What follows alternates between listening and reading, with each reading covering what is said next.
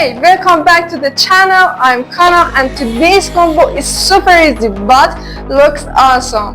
Let's go.